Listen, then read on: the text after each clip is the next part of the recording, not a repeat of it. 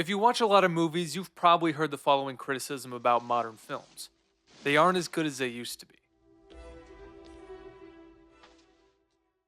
It's a sentiment that does not only come from the viewers, many people from inside Hollywood have professed their yearning for a different era of film. In recent years, there's been a blame game of sorts for why things are how they are, why so few great movies are released every year. In my opinion, there were only a pair of great movies released in 2022, and I've yet to see one enter my highly subjective category this year, although I've seen quite a few less, and Oppenheimer and The Killer are probably a tier and a half below. So, what happened? If you ask Martin Scorsese and many other famous directors, Hollywood was hijacked by the blockbuster. Because of the success of the MCU and its imitators, the industry put less of a priority on originality and creativity because those aspects are not conducive to profit. I was mostly in agreement with this argument at first, but my mind has changed over time. My feeling now, and this will sound stupid, so stick with me and I'll plead my case. My feeling is that maybe originality and creativity are overrated when it comes to film. To try and explain this, I'm going to dig into Toho's most recent Godzilla film, Godzilla Minus One. And if you haven't seen it, you definitely should, in theaters if possible.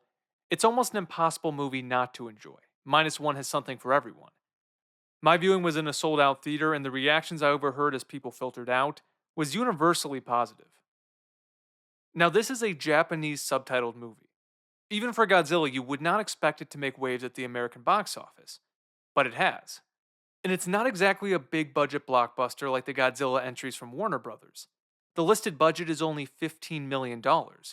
King of Monsters had a budget over 10 times that number. If you showed a random person the trailers of both movies and allowed them to choose just one to watch, they're going with King of Monsters.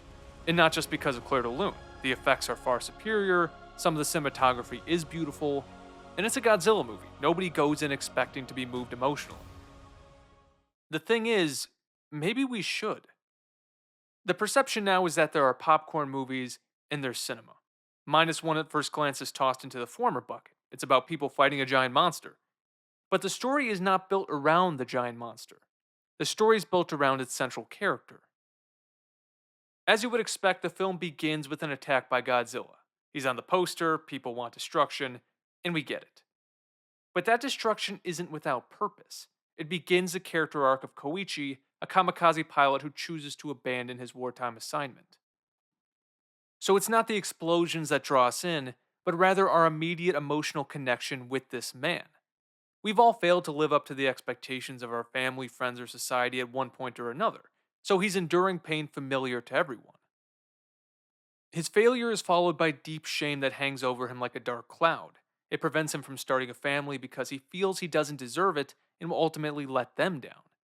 Kyochi's new friends pull him from the very bottom of the abyss, but it's Godzilla that offers him the chance for a complete redemption. I could divulge deeper into the themes of Minus One, namely the societal critique of Imperial Japan, which was fascinating and something I did not expect. But it's the story's simplicity that makes it memorable.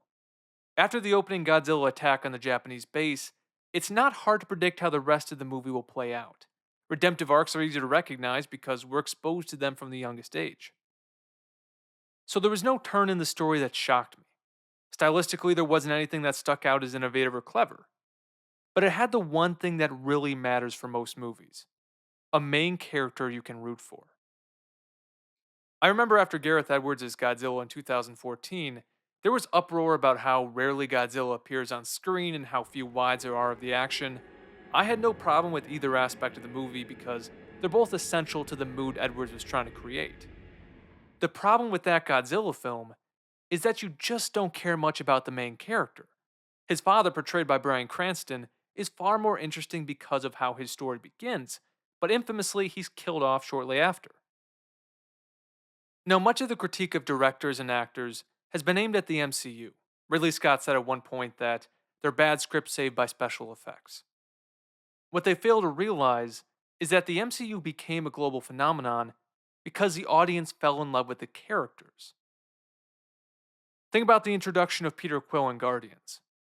That one scene propelled Chris Pratt to superstardom. He doesn't say a single word, but you're rooting for him for the rest of the movie. That scene is why the MCU is successful. not the CGI climax of the third act. The same rule applies to classic films.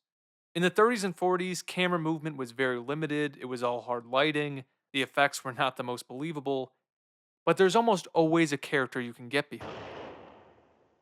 So, although there isn't a single reason for the decline of film quality, that's an ingredient missing far too often nowadays. A great example is Babylon. Babylon was directed by Damien Chazelle, one of the best working directors, who began his career with Whiplash, which is a masterpiece. I appreciate large portions of Babylon and the central themes are interesting, I even made a video on it. But there's nobody to root for. The one character that you sort of have sympathy for early on spends most of the movie becoming less likable. Now, a moral decline arc doesn't always sever our connection with the character, it doesn't in Whiplash, but Neiman begins at a much more relatable starting point.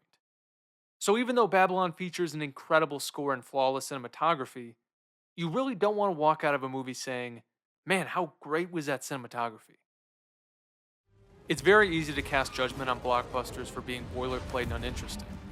But where's the criticism for the auteurs who make so called real cinema? Why are so many of their movies remembered mainly for their visual ingenuity rather than their story and characters? So Godzilla Minus One teaches a lesson to both sides of the debate.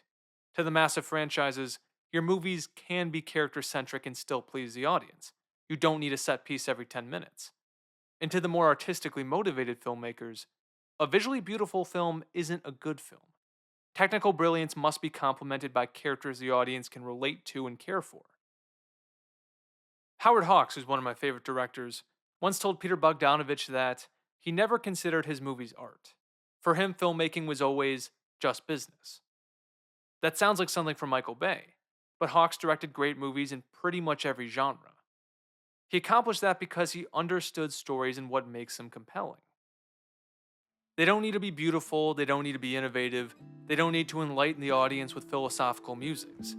They can be simple and predictable, if you have characters worth rooting for and arcs that transform them. Those components can make a story about fighting a giant lizard one hell of a great film.